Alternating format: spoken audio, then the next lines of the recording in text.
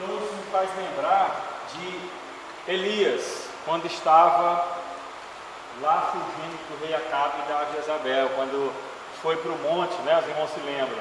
E aí mandou um capitão de 50, um capitão mais 50 soldados bem armados, vamos lá capturar Elias. Quando chega lá, avistaram Elias lá no monte, orando, né? E aí fala assim: ô homem de Deus, desce daí que nós viemos te prender e vamos te levar para a guarda. Lá o rei quer falar com você, a rainha. Aí qual foi a resposta de Elias? Homem de Deus, caia fogo do céu. Se eu sou homem de Deus, então que caia fogo do céu, consuma você e os seus 50. E a Bíblia diz que o fogo caiu do céu e queimou todo mundo. Aí mandaram novamente mais um capitão com mais 50. Falaram de novo, chegaram: homem de Deus, desce daí que nós viemos te buscar porque o rei quer falar com você. Se eu sou homem de Deus, ele disse novamente: caia fogo do céu e consuma você e os seus 50. E aconteceu novamente isso. E o rei mandou mais um pilotão, mais um capitão e mais 50 homens fortemente armados. E quando chegaram lá: homem de Deus, por favor, só poderia descer daí, porque o rei e a rainha estão querendo falar com o senhor e tal. Ah, então beleza, vou descer aí, nós vamos lá. E desceram e foram. Foi educado. Com muita educação, com temor, porque eles não queriam ser o terceiro pilotão a ser consumido pelo fogo, né?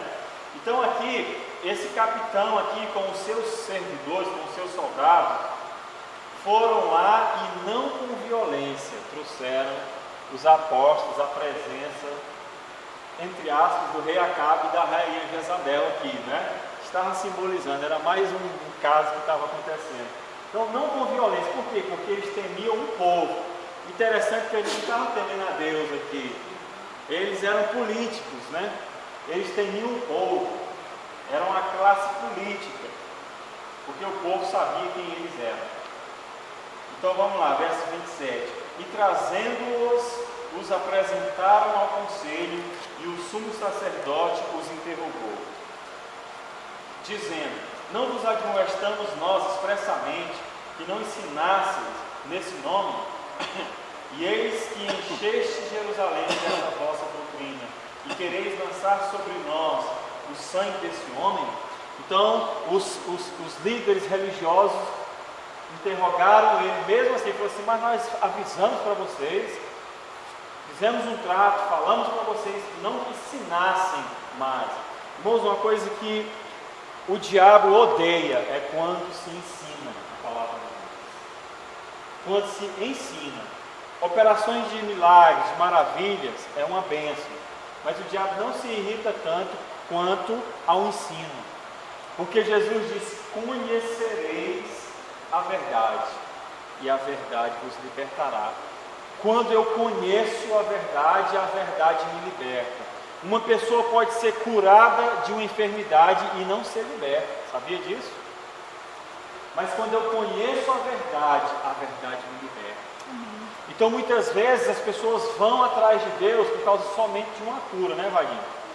E ali elas são curadas, mas elas não foram ensinadas pela doutrina dos apóstolos, que é o ensino dele, e nem pela doutrina dos profetas. E aí elas recebem as suas curas, mas como elas não foram ensinadas, elas não têm raiz, elas tiveram lá uma experiência boa, agradável, nossa, foi bom, Deus me curou e tal, mas não foram ensinadas.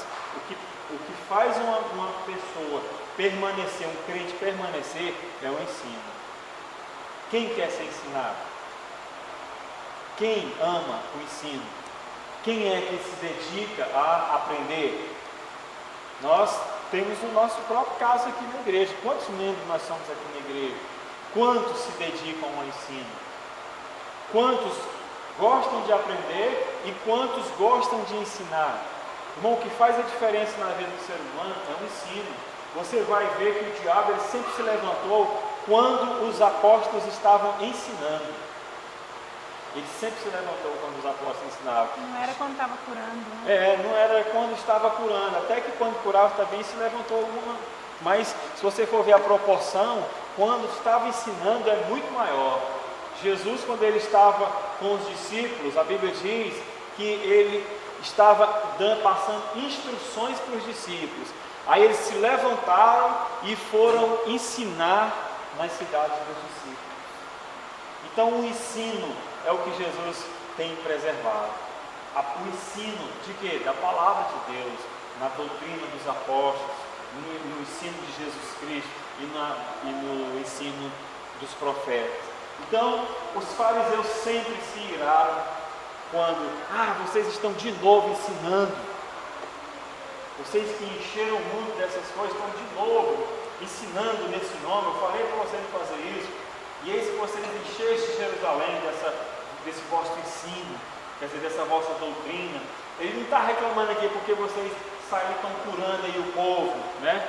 O grito deles não era esse. Porque você curou o homem da mão errada, porque você curou lá o cego, não sei o que e tal mais. Não, porque vocês estão ensinando. E o diabo ele se levanta contra o ensino. Porque, como eu disse, irmão, se eu sou ensinado, se eu tenho o conhecimento de Deus, não é nem um vento que vai me derrubar. Como a palavra de Deus diz, para que nós não sejamos levados a todo vento de ensino, a todo vento de doutrina. Levanta-se uma doutrina ali, agora qual que é a doutrina é essa? O ensinamento agora é esse. Não, agora nós vamos seguir esse ensinamento. Não, agora é esse. Não, já tem o ensinamento da palavra. Se eu estou fundamentado no ensino da palavra, com certeza o diabo ele fica furioso. Mas o que nós devemos buscar, meu irmão, mais intensamente e fazer é o ensino. É porque é através do ensino que nós vamos crescer de forma saudável. Vamos crescer bem ajustados, vamos chegar à estatura do jeito que Deus quer, a estatura de varão perfeito, até chegarmos a nos conformar à imagem de Cristo. Então os fariseus aqui estão reclamando de novo. Nos outros capítulos anteriores nós estudamos sobre isso, que eles estavam reclamando, vocês estão ensinando nesse povo. Eles se iraram, eles ficaram com inveja. Lá no capítulo 4, nós vimos da outra vez, e eles tiveram, aqui capítulo 4, verso 2, doendo-se muito de que ensinassem o povo e anunciassem em Jesus a ressurreição dentre os mortos. Quer dizer, com inveja. Então o diabo ele sempre se levanta contra o ensino. Ele se levanta contra a cura também, contra os shows. Tudo isso é bom, né? Tudo isso é maravilhoso. Mas o que firma a pessoa, o que faz uma pessoa ser liberta é o ensino.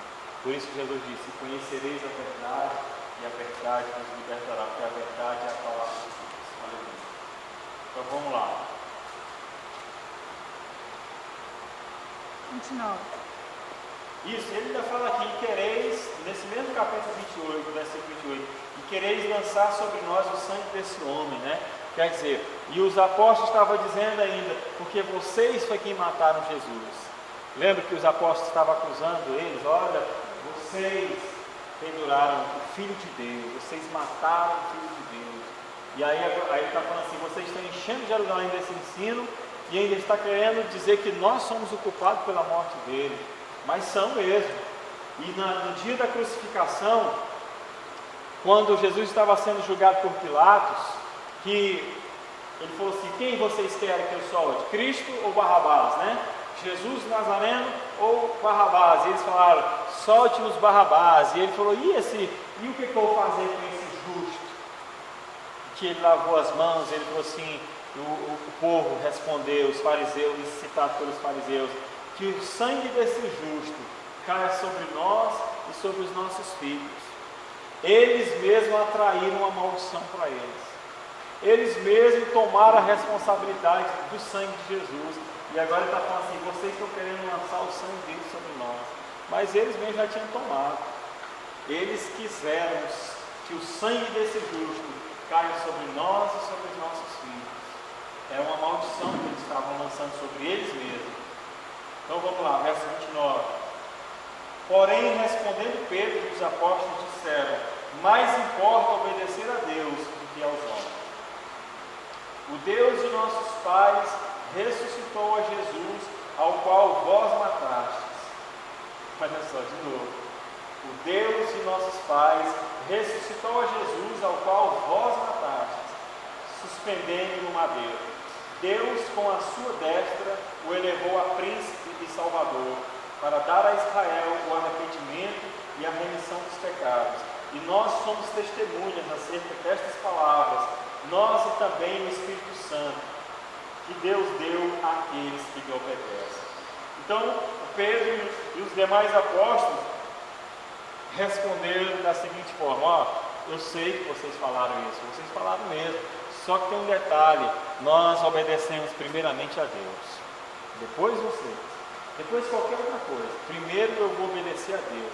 Se a palavra de Deus diz lá em Romanos capítulo 13 que nós devemos nos submeter a toda a autoridade constituída, nós devemos obedecer os governos, o governo, presidente, os vereadores, aqueles que trabalham devem obedecer os seus senhores, seus gerentes, seus patrões, mas você obedece a eles desde que eles não estejam ferindo a palavra de Deus. Se ele está mandando você não servir a Deus, não falar de Deus, aí você pode desobedecer, que a palavra de Deus te dá liberdade para isso. Então, primeiramente, eu devo obedecer a Deus e depois as outras coisas, depois os outros reinos. E é isso que eles estão falando. E o interessante no verso 32 é: e nós somos testemunhas acerca destas palavras, nós e também o Espírito Santo que Deus deu àqueles que lhe obedecem. Então, para quem é que Deus deu o seu Espírito? Aqueles que lhe obedecem, aqueles que obedecem a Deus. Essas pessoas que obedecem a Deus, Deus dá um dom perfeito, chamado Espírito Santo, que é o próprio Deus, que é o próprio Senhor Jesus, é o Espírito Santo da promessa. Amém. Para aqueles que obedecem. Obedecem o quê? Os ensinamentos. Aqueles que obedecem os ensinamentos. Aleluia. Verso 33. E ouvindo eles isto, se enfureceram e deliberaram matá-lo. Olha a injúria dele. Ficaram injuriados com essa resposta. Enfureceram-se e combinaram: vamos matar esse povo. A solução é matar ele. Vamos fazer igual fizemos com Jesus dele. Vamos matar ele também. Mas levantando-se no conselho um certo fariseu, chamado Gamaliel, doutor da lei, venerado por todo o povo, mandou que por um pouco levassem para fora os apóstolos. Então, quando eles estavam ali naquela reunião com os líderes religiosos, os sinédrios, estavam ali reunidos, e falaram assim: não, esses caras não vão parar mesmo não, eles mesmo já estão falando aí, então nós vamos ter que fazer o seguinte, vamos matar eles. Aí se levanta um dos fariseus, um homem estimado pelo povo, um homem sábio, um homem muito inteligente, chamado Gamaliel. Esse Gamaliel, ele era o discipulador de Paulo. Paulo, antes de ser o apóstolo Paulo, ele era um fariseu também. Ele foi ensinado por este homem. Esse aqui era um rabi, um mestre. E o apóstolo Paulo, antes de ser o apóstolo Paulo, quando ele era apenas Saulo de Tarso, ele era discípulo direto, ele andava junto com ele e tal. Então ele se levanta no meio e fala assim: irmãos, espere um pouco. E falou assim: retira os apóstolos da sala aqui por enquanto, manda eles lá para fora e vamos conversar. Foi isso que ele fez. Vamos lá, verso 35. E disse-lhes: homens israelitas, acautelai-vos a respeito do que haveis de fazer a estes homens, porque antes destes dias levantou-se Teudas, dizendo ser alguém. A este se ajuntou o número de uns 400 homens, o qual foi morto, e todos os que lhe deram ouvidos foram dispersos e reduzidos a nada. Então ele falou assim: olha, cuidado com o que vocês vão fazer com esses homens. Vocês se lembram que se levantou um tal de Teudas nesse dia? Ele dizia que era alguma coisa, e 400 homens mais ou menos acreditaram nas conversas dele e seguiram ele. Mas ele morreu, ninguém mais nem ouviu falar desse tal de Teudas. Acabou, sumiu. Então, vamos lá, verso 37. Depois deste levantou-se Judas, o Galileu. Esse Judas não é o que traiu Jesus, não, é outro. Nos dias do alistamento, e levou muito povo após si, mas também este pereceu, e todos os que lhe deram ouvidos foram dispersos. Então aconteceu a mesma coisa. saiu dizendo que ele era alguma coisa e tal, e arrebanhou muita gente. Mas ele morreu e nunca mais também se falou nele. Acabou, cada um foi para o seu lugar. Verso 38. E agora, digo-vos, dai de mão a estes homens e deixai-os, porque se este conselho, esta obra é de homens, se desfará. Mas se é de Deus, não podereis desfazê-la, para que não aconteça seres também achados combatendo contra Deus. Então ele falou assim, agora estes homens aí que estão aí fora, dai de mão a eles, deixe esses homens em paz, porque se este conselho ou esta obra é de homens, vai acontecer a mesma coisa, eles vão morrer e os caras vão se dispersar cada um para o seu lugar. Agora, se for de Deus, cuidado para que vocês não sejam pegos lutando contra Deus. Esse foi o conselho do sábio Gamaliel, o grande conselho que eles deram. E verso 40, e concordaram com ele, e chamando os apóstolos, e tendo-os açoitado, mandaram que não falassem no nome de Jesus, e os deixaram ir. Então chamaram, então vamos fazer o seguinte, vamos só dar uma lição neles lá e tal, vamos colocar medo neles. E aí bateram, deram uns açoites nele. Naquela época eles tinham costume de açoitar, era chamado de uma quarentena de açoites. Era 40 menos 1. Por quê? Para não correr o risco de morrer, porque o ser humano, ele suporta 40 chibatadas ele suporta. Mais do que isso ele morre. Então a lei era 40, então vamos botar 39 para não correr o risco. Vai ser contou errado e dá mais de 40, então é melhor você diminuir isso aí. Então deram uns açoites nele e falaram, não pregue nesse nome, não fale nesse nome. E liberaram eles. Verso 41. Retiraram-se, pois, da presença do conselho, regozijando-se de terem sido julgados dignos de padecer afronta pelo nome de Jesus. E todos os dias no templo e nas casas não cessavam de ensinar e de anunciar a Jesus Cristo. Agora você imagina os caras terem levado essas chibatadas. Imagina, Wagner, levar uma chibatada daquela, apanhar. Tipo Jesus, né? É tipo aquelas no estilo igual aquela de Jesus que eles apanharam. Só que aqui não é claro dizer que, né, como é que foi esses açoites, não. Isso deve ter sido de vara, que de Jesus foi aquela que arrancava o corpo. É porque aquela lá, 40, matava até mesmo. porque aqui ele não falou uma quarentena, né? Porque quando Paulo recebe, ele fala o nome, recebi algumas quarentenas de açoites, né? Naufrágio e tal. Mas aqui ele está falando só que receberam açoites. Eu não sei se na sua Bíblia de estudo aí no rodapé fala que tipo de açoite foi isso. E até a vergonha, né, de apanhar em praça pública. Então, agora eles saem desse lugar rindo, alegres, felizes, porque, nossa, fomos dignos de padecer do jeito que Jesus padeceu.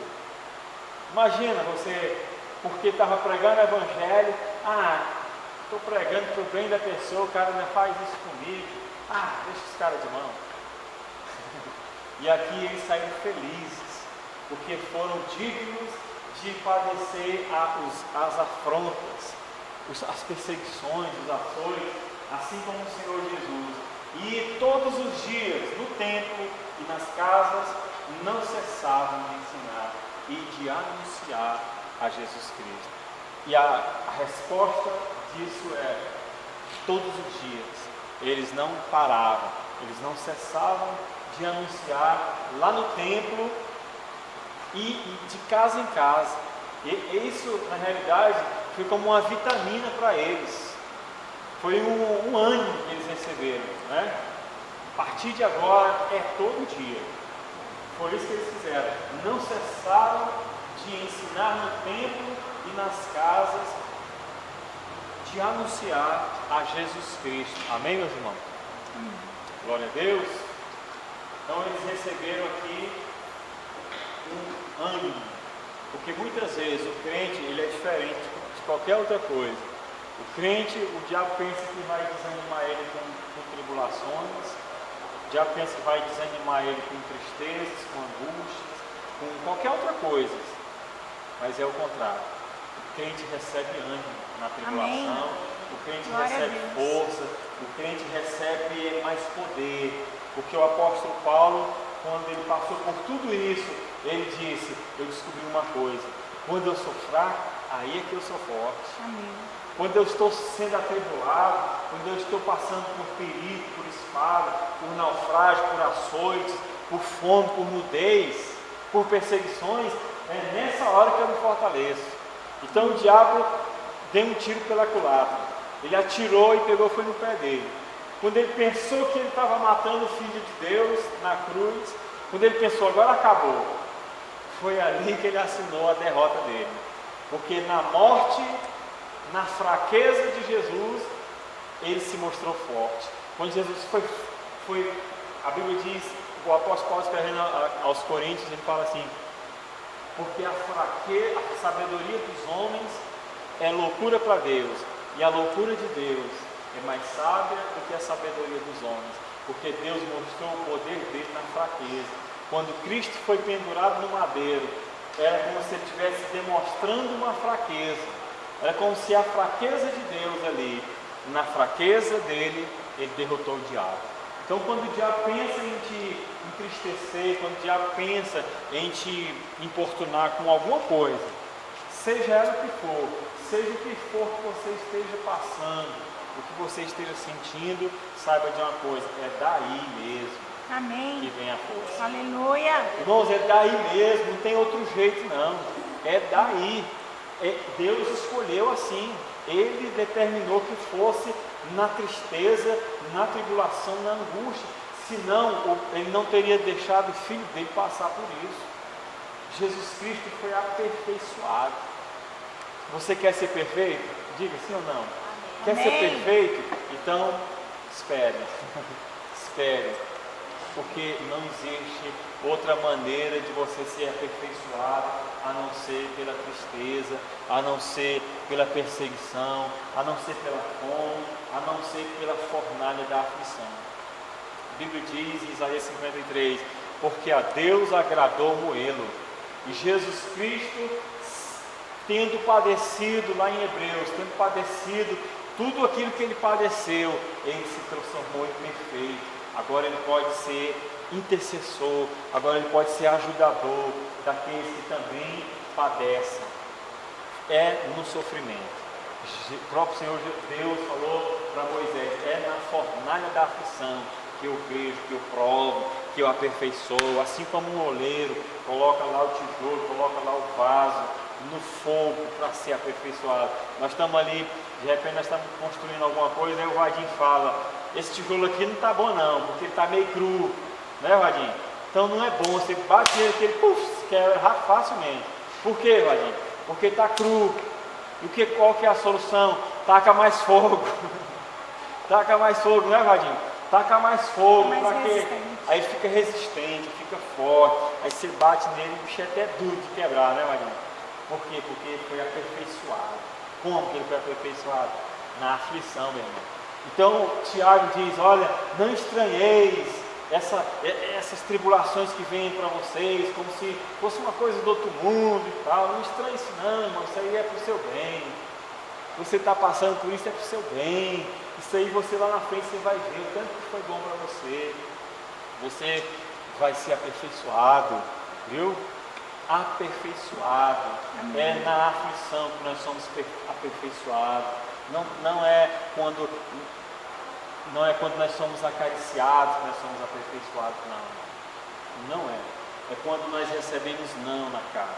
Nós nunca gostamos de receber não.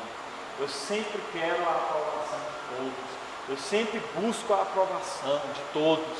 No dia que eu contrario alguém, ou no dia que eu sou contrariado, principalmente quando eu sou contrariado, porque eu quero sempre que as pessoas me aprovem, eu quero sempre que as pessoas me apoiem, eu quero sempre que as minhas ideias sejam aceitas e que os meus conselhos sejam seguidos.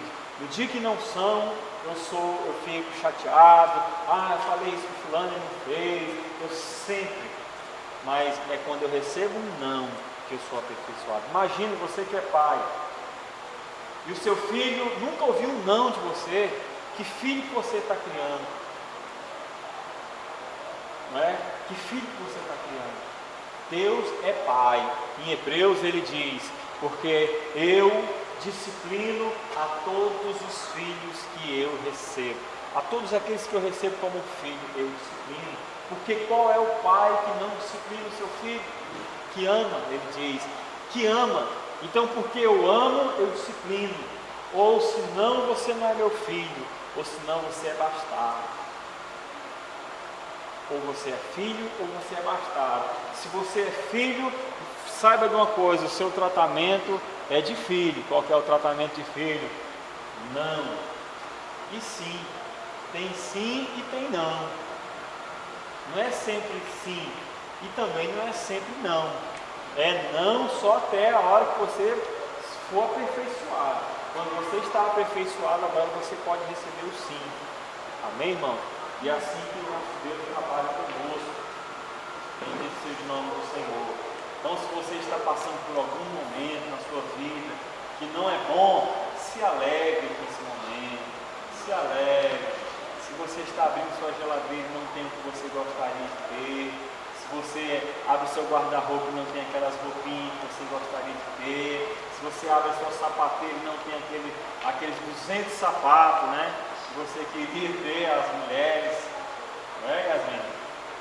Se alegre com isso. Se você, eu gostaria tanto de ter isso aqui hoje, ou de ter aquilo outro, e se você não tem hoje, se alegre por isso. Amém. Mas sabe de uma coisa? Quando você se transformar naquilo que Deus quer, Ele vai te dar. E isso eu falo para mim também. Essa palavra também serve para mim. Quando Ele perceber que está na hora, quando Ele vê que você chegou naquela condição, agora sim eu posso dar isso aqui para Ele. Bom, é igual quando você vai tirar sua carteira. Quando você não está apto, você não pode receber a sua carteira de motorista. Quando você não souber para que serve aquele negocinho que tem aqui, você tem o número 1, 2, 3, 4, 5 e uma letra R. Quando você não souber para que serve aqueles 3 pedais ali na frente, para que serve aquele negócio que faz assim, o outro aqui, você não pode receber uma carteira de motorista, porque senão você vai, aquele que poderia ser um meio de transporte passa a ser uma arma perigosa, talvez mais perigosa do que uma arma de fogo. Então, Deus só vai colocar na sua mão, Deus só vai entregar para você aquilo que você está precisando, ou aquilo que você talvez pense que está precisando, quando Ele olhar para você, quando Ele olhar para mim e falar assim: agora pode. Aí Ele vai liberar. Amém, irmãos? Glória a Deus. Vamos aproveitar esses 10 minutos que nós temos e vamos passar para o próximo capítulo. Aleluia. Ora, naqueles dias, crescendo o número dos discípulos, houve uma murmuração dos gregos contra os hebreus, porque as suas viúvas eram desprezadas no ministério cotidiano. Então o número dos discípulos ia crescendo naqueles dias. Nós vimos lá que eles tinham tudo em comum, que eles vendiam suas propriedades, entregavam aos pés dos apóstolos, e os apóstolos iam e distribuíam os seus bens. Só que houve uma murmuração, uma reclamação por parte dos gregos. E os gregos vieram reclamar para os apóstolos e falaram assim: olha, essas doações não estão sendo justamente distribuídas. Os hebreus, o povo de Israel, estão recebendo mais do que os gregos. Então esse negócio começou a gerar uma confusão ali. E os apóstolos, eles tinham uma preocupação maior. Qual que era? Estar em oração, estar pregando a palavra. Agora, como estava grande o número, agora tinha mais essa questão desse problema para eles resolverem. Verso 2: e os 12, convocando a multidão dos discípulos, disseram: não é razoável que nós deixemos a palavra de Deus e sirvamos às mesas. Escolhei, pois, irmãos dentre vós, 7 homens de boa reputação, cheios do Espírito Santo e de sabedoria, aos quais constituamos sobre este importante negócio.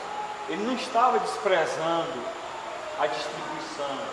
Não é que ele estava desprezando, é porque o ministério da palavra